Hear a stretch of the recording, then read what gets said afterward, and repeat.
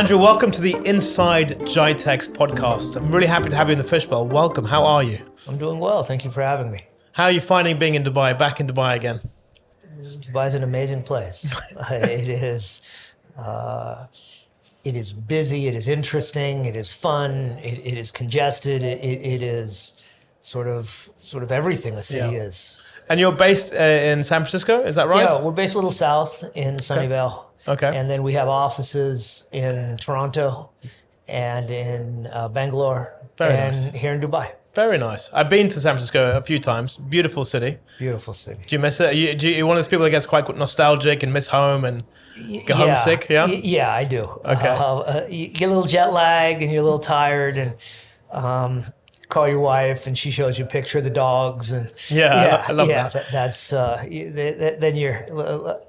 then you're missing home and a little home cooked meal for sure. Yeah, it goes a long way. You're obviously the CEO of Cerebras, and I just found out off camera that you've been married for 30 years and you have 2 grandchildren. How you do not look like a man who's old enough to have a grandchildren and to also be, in such a prominent position. What's the secret? Have a wife that's a little bit older than you and have kids from a previous marriage is really the secret. Find the right woman. I love that. I think, I think to be happy in life, you have to make a very small number of important decisions, and picking a partner that works and that you can get along with and that you can fight with and fight fair and forgive and that's sort of foundational. Yeah, absolutely. Especially now, if you sort of translate into the corporate world, you had other co-founders with you. There's 4 others. There are. And you were tasked with giving the name of the company. So why did you come up with the name Cerebras? It's a great name. All the founders worked for me at our last company. Okay. And we sold that to AMD in 2012. And we worked at AMD for a couple of years, and then we took a little time off, wandered our different ways. In the middle of 2015, we came back together, and we just wrote 2 things on the whiteboard: that we wanted to work together again, and we wanted to do something important, and that it wasn't going to be about money. It was going to be about seeing if we could move an industry we cared about, and we care about compute. And as we were iterating over ideas, when we sort of looked up and we thought we saw AI on the horizon, and we came to believe that it was going to be big. We obviously got it wrong. We thought it would be big, and it's enormous. And we came to believe that we could build a better computer for AI work, that we could invent something that would be 20, 30, 50 times faster than an NVIDIA GPU for this type of work. Yeah. And we have. Do you know what I love about your answer is that it's so simplistic an answer. You're the CEO of an $8 billion company, okay, which is an incredible achievement. But how you describe why you're doing what you're doing in such simple layman terms, it's quite inspiring. I think, as we were saying before the show, I think simple is powerful and is part of the path to happiness. I think do work you like with people you respect, for people with integrity. I think if you've got those 3 things, right? Work you like, colleagues you respect, and maybe a boss with integrity. It's hard to imagine you being very unhappy at work. Yeah, 100%. Right? And that's enough. What kind of pressure are you under when you are the CEO and the face of an $8 billion company? I think the answer is a lot. I think investors invest looking for 3 to 5x their money, right? So, if you go public at 15 or 18 billion, it's not a success. I think, but as I said, you have to take pleasure in the journey, in trying to create wealth for your team and for your investors. Those are things you have to take pride in. Yeah. And now this is my 5th startup, and we've had 4 successful exits prior to this. Got a pretty decent track record. Okay track record, and We have about 750 people, and nearly 100 have worked for me before. It's beautiful. And yeah, I think you treat That says a people lot well. about you. That says a lot about you than about what kind of image and culture you want to create at a company. You ultimately are a computer company. You design beautiful chips. We do. What is the for the average listener? What is the problem that that you basically want to answer? What is the problem you're trying to solve when it comes to chips? Let's imagine you have a glass, and we'll call that glass memory. And you fill that glass with Coke, and we'll call that data. And you want to get the Coke in your mouth. We'll call your mouth compute. The rate at which you can get Coke into your mouth turns out to be a function of the size of the straw. And that's an interesting observation, right? You can have a bigger cup, you can have a smaller cup, you can have lots of Coke or little Coke, but the rate at which you get soda into your mouth is a function of the size of the straw. And this is the fundamental problem with NVIDIA GPUs, is the straw is small. And what we saw was an opportunity to get rid of the straw and to bring that glass right up to the compute mouth and pour data in. And that's why we're 20 times faster than NVIDIA. Yeah. They're a $4.5 trillion company, and we're 750 people, and we built a chip and a system and a solution that's more than an order of magnitude faster than anything they built. So two things come to mind. First of all, the way next time I drink a soft drink is going to be very, very different. I'm going to have that analogy in my head. Think about it, right? Yeah. I mean, if you're really thirsty, don't use a straw. Yeah, right? yeah. I mean, Just straight in. Get rid of the straw. Just Just bring go all the glass to Australian. the Just get mouth. all Australian. Just start That's making exactly it. right. Go back to your heritage. That's your English. You don't drink beer with a straw because you want a lot of it in your mouth. There you go. Right. The second thing that comes to mind was you mentioned the size of the company. Right. How much is sort of the nimbleness and the agility of your company your biggest weapon to be able to sort of compete with the likes of NVIDIA? And by definition, the bigger you get, does that then potentially slow down the rate of development and growth for your company? That's a really thoughtful question. I think I'm a professional David in the battle with Goliath. Right? This is my fifth startup. In each case, we chose to build something to compete with a company that was thousands of times larger than us.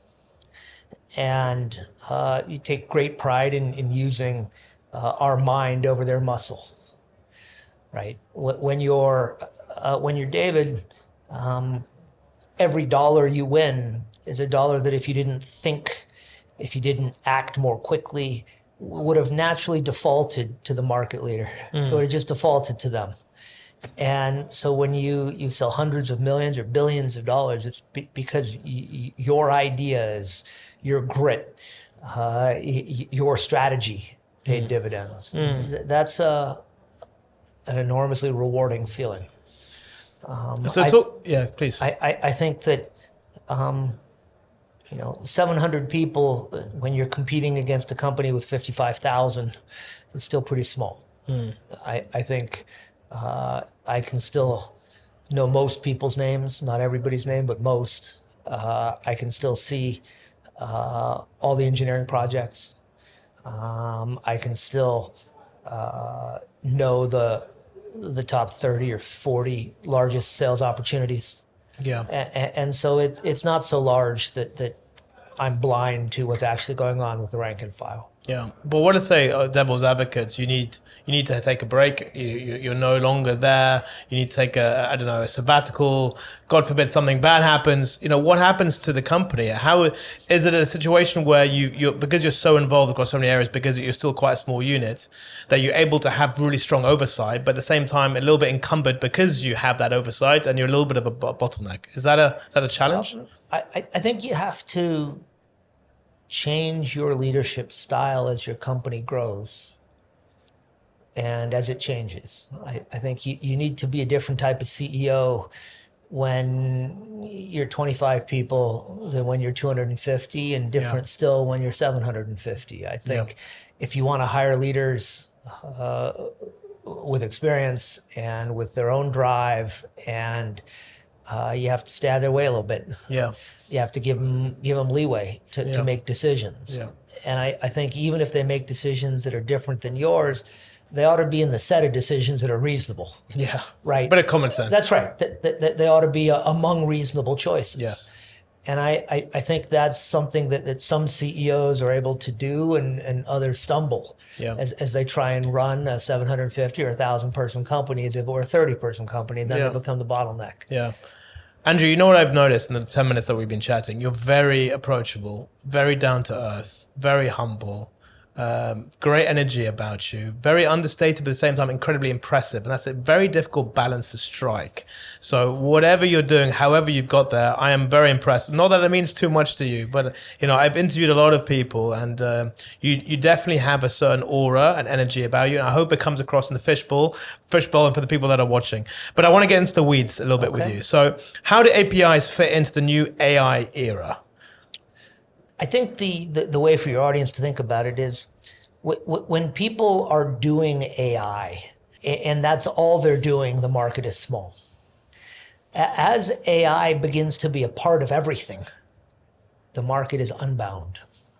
And so when every application has a chat in it, when every company does its service and support in combination with an AI, when every doctor he uses or checks their work with an AI, that's when the market explodes. And the way those tools interact with AI is through an API, is through a defined interface. That's all an API is, where they can send their requests for AI to do work. And those of us who build the compute can do the work and send the results back. And so what we've seen in the last 9 or 12 months is this explosive growth in AI. And it's because every app builder is putting AI in. It's because every software builder wants a piece of their software to include AI. Yeah. And because it's doing things that are important. Yes. And the way they can sort of integrate AI into their product is with an API. And it means they don't have to know very much about AI. It means they can create a boundary, a defined edge, and they can just bolt on the API to it. And that's why the API is so powerful. Short answer, okay? I've asked a lot of people the same question. I'm very curious to hear your thoughts. Are we in an AI bubble? No. Okay. Too short an answer? No. No, we're not. I was building networking gear in 99 and 2000, and we were in a bubble. Yeah. And I think when you look back, you're in a bubble when stock prices diverge from earnings significantly. But that's actually not what's happening here. What's happening is NVIDIA's earnings and others in the AI world's earnings are going through the roof, and so are their stock prices. But their earnings ratios are very similar to what they've historically been. And so I think we are in a period of extraordinary growth, but that's not a bubble. And so I think that people confuse the two. We've never seen in the history of capitalism a company as large as NVIDIA grow at the rate NVIDIA is growing. In the history of capitalism, we've never seen a company grow as fast as OpenAI is growing, right? Those aren't bubbles. That's real growth. Yes. And there are buyers on the other end of that product who are consuming gear, who are using AI to solve problems. Yeah. And so, no, I don't think it's a bubble. In fact, I think it's just the beginning. Underhyped. It's just the beginning. It's just the beginning. Yeah, and that's the thing is, right, we're just at the very, very beginning of the AI development. We talk a lot about AI agents. A lot of people talking about AI agents. How do you see sort of agent-based systems change? How will agents AI or AI agents start to change the way things are being built and developed?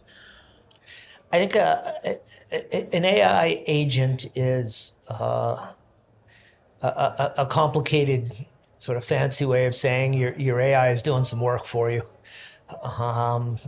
And that work can be complicated or it can be simple. Yeah.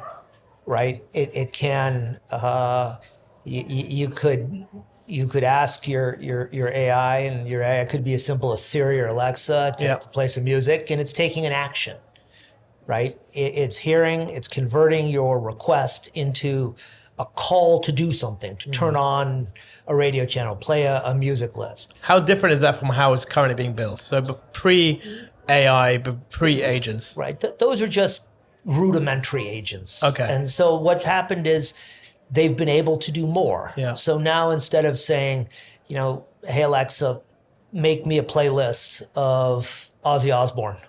All right. If you like Ozzy Osbourne? Oh, I was a huge Ozzy fan. I was very sad. Did you ever try and eat a bat? I did not try and eat a bat, but I did, wear black T-shirts in high school and sing Crazy Train or War Pigs or some of his songs, either from Black Sabbath or from his own band. Okay. But I think, if you think of agents first as trivial, hey Alexa, play a playlist of Ozzy Osbourne. Yeah. And then you make it one step more complicated. Hey Alexa, can you book Tarun Restaurant for 6:00 on Tuesday? Okay. And then you make it one step more complicated. Can you book a party of 8 on either the patio or inside on La Lanterna Restaurant on either Wednesday or Friday? Mm-hmm. Okay.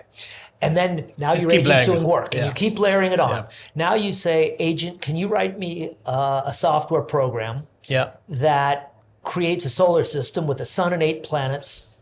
The planets are circling the sun at an orbit of approximately once a minute and each time all you're doing is you're layering on complexity. Yeah. And so what you saw at the beginning was rudimentary, and soon it's doing multiple things. So what's your advice then, Andrew, for people that are into AI, that are into developing these agents to do the work for them? What's your single piece of advice?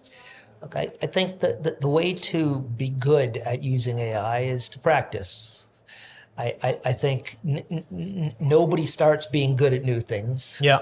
Right? Yeah. You practice. Yes. And you go through a frustrating period when you can't get your AI to give you the answers you want, and then you learn a trick or two, and pretty soon it's really helping you, and after a while you're way more productive than your friends or than your wife when you need to do something. Right. It can be as simple as, inside of Excel. They now have a co-pilot that can find. First is finding really trivial things, extra spaces. Yes. And you say, all right, now it's cleaned up. But let's go further. That's right. You go further. Then it finds mistakes in the calculations or in the formula, and then it suggests better formula. And then it. Yeah. So based on that, are we going to move more towards a plug and play kind of situation, or is this going to get more and more complex with more and more layers? I think it's going to be simpler and simpler. I thought you were going to say that. I like that. I think it's refreshing. I don't think in the consumer-facing world there is a big appetite for complexity. Yeah. I think one of the things that if you watch a 4-year-old sort of do this on an iPad. I have a 4-year-old. Yeah, and give him an iPad and watch him do this, and how they built an interface. Intuitive. It's so intuitive. They built an interface that a child can learn Yes. in a few minutes. And as a result, they have customers who are 4 and who are 74. Yeah. And I think the lesson to learn from sort of one of the great companies of the last 25 or 30 years is you have to make your user interface extraordinarily intuitive and 100%. simple. And I think we know the company we're talking about. Yeah, we're talking about Apple, for sure. If you were going to describe in one sentence what the next chapter of the AI revolution is going to be, what would that sentence be?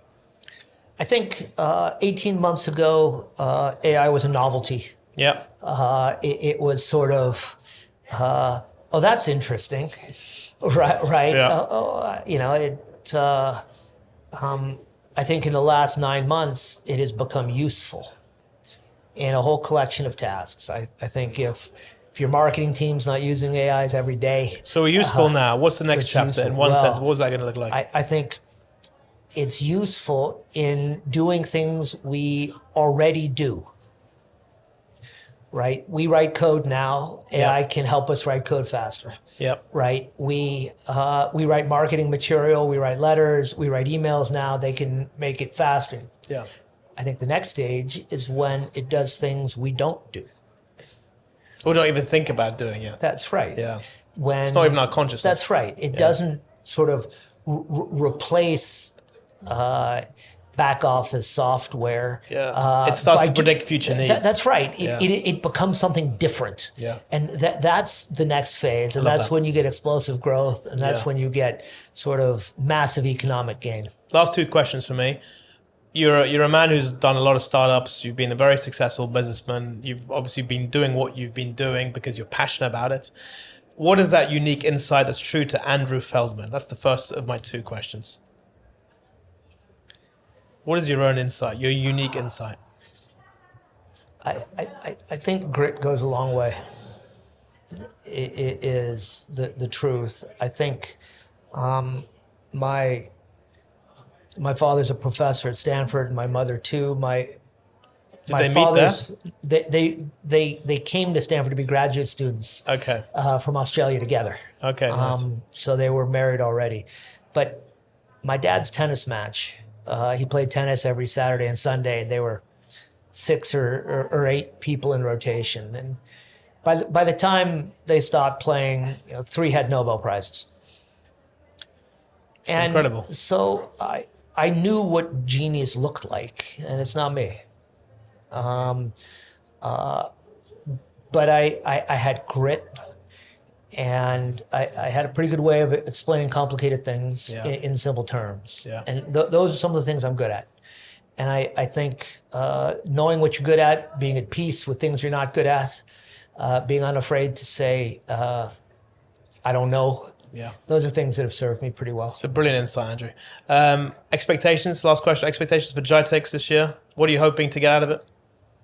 It's my first time at GITEX. We have a stand here. We sort of attended last year with G42, who's sort of a strategic partner for us and our largest customer. This time we have our own stand. This is an amazing show. Yeah. It is giant. It's filled with exhibitors and technology from all over the world. It's as big as any show anywhere, right? So it's big as CES, as big as Mobile World Congress in Barcelona. Yeah.